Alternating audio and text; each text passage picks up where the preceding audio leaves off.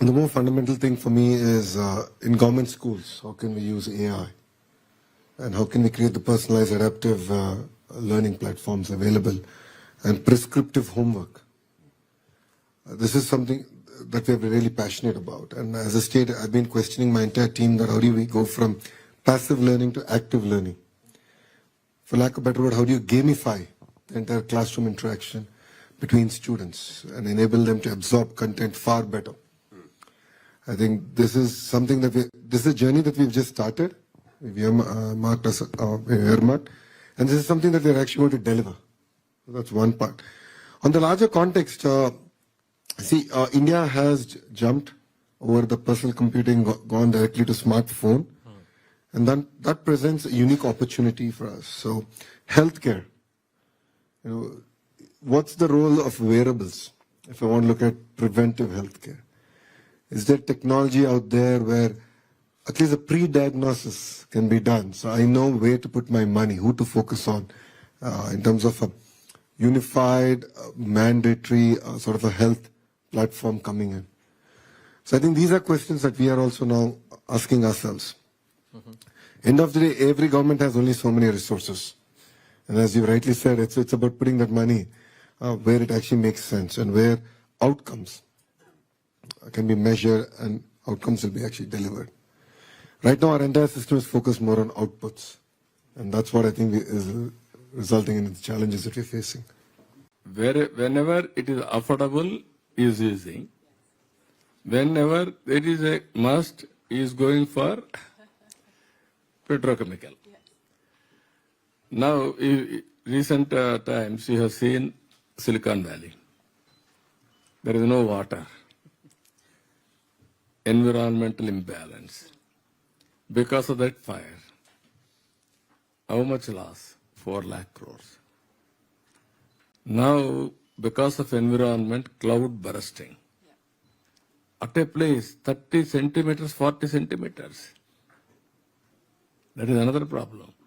For all these things, you cannot misuse nature. You have to protect nature. For everything, there is some price. We have to correct that price, right time. Then it will be a win-win situation. That is what is happening now. Even Paris Agreement, all these things. Everything is a matter of time. Yes. Originally, everybody used to heckle me when I used to talk about information technology.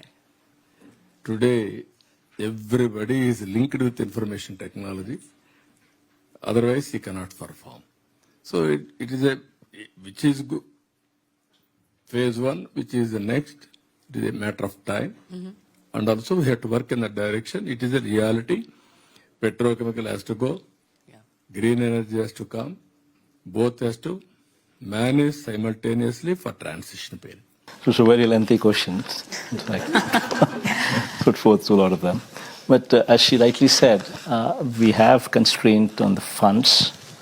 But yes, this is something that we need to deal with it. And in spite of our difficulties, we're pushing through with it. And we've allocated a 3-year window where we're wanting to mobilize $2 billion, 16,000 crores into this whole setup. And we are heading in the right direction, and we will do it. And as far as the doctors are concerned, as you've just spoken, we do understand that this is a predicament that we need to deal with it. And that's exactly why we are trying to open up more medical colleges. We're coming up, the state had 11 teaching colleges, medical colleges, till our regime had come in. Now we are actually opening up 16 medical colleges. So covering taking every parliament as a unit, so that there is uniformity in distribution. And a teaching hospital and a medical college together would provide for postgraduate students to come in and provide for the healthcare. So, as I said earlier, governments would have to be focusing on 2 things. One is preventive care, and the other is curative care. And looking at this from the lens of how to improve this healthcare, one would have to be talking about availability, accessibility of healthcare, and also affordability of healthcare. All these three would have to be moving in line. In order to do that, from my state's perspective as to how we have been wanting to move forward is, we've taken every 2,000 people, every population with every village with 2,000 population as a unit, and we're coming up with village clinics. Okay. And then we're taking up every 30,000 population as a unit and classifying it as mandal, and where we're coming up with 2 PHCs, primary health centers. These primary health centers would have 4 doctors, 2 of the doctors present in each of the PHC center, and they would be given an ambulance 104, and each of this doctor would be given their designated villages.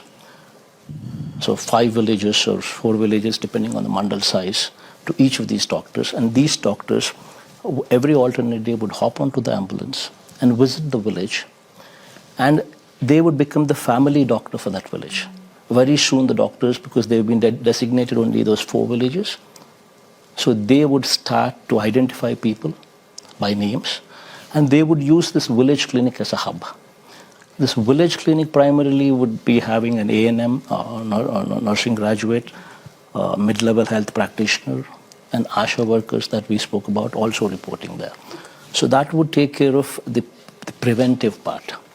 Now comes the curative part. The curative part would be dealing with the community, with district hospitals, the teaching hospitals, and the area hospitals and the teaching hospitals are going to play a very critical role there. So there we are coming up with every parliament taken as a unit. In order to ensure that there is equitable distribution of teaching hospitals, because only when you establish teaching hospitals, you have postgraduate students actually coming up there, and only when you have postgraduate students doing their course there, and these teaching hospitals are connected to a hospital, a teaching hospital as well. So teaching college and teaching hospital together would become the tertiary care that we are looking for. As she rightly pointed out, this is a major concern. In fact, to address this, the country as such had, under the leadership of the Honorable Prime Minister, had launched a program by name Ayushman Bharat. It's a more or less a combination of, it's more like an insurance part where the state governments are also involved in settling the claims. The funds come from central government, but it deals with 1,000 procedures or so. That is not sufficient, it's inadequate. So in the state of Andhra Pradesh, we have widened that scope, and we have come up with our own insurance scheme. It's called YSRCP scheme. I named it after my father because that's the kind of priority that I give to that scheme. So I just want it to be remembered, and I want to do a good job out of it. So what we have done is we've scaled the number of procedures to 2,446. From 1,000 what the central government supports, we had increased that to 2,446 procedures. And practically, we have distributed cards to 1.44 crore houses. And we've increased the limit for the eligibility of this card to income limit of 5 lakhs per annum. So anybody whose income is less than 5 lakhs per annum is eligible for this card. And 1.44 crores out of the total households of approximately 1.5 to 1.53 crores cards that households that we have, 1.44 crore cards are covered under this scheme. Okay. And last 3 years, we've helped almost 25 lakh people get treatment free of cost here.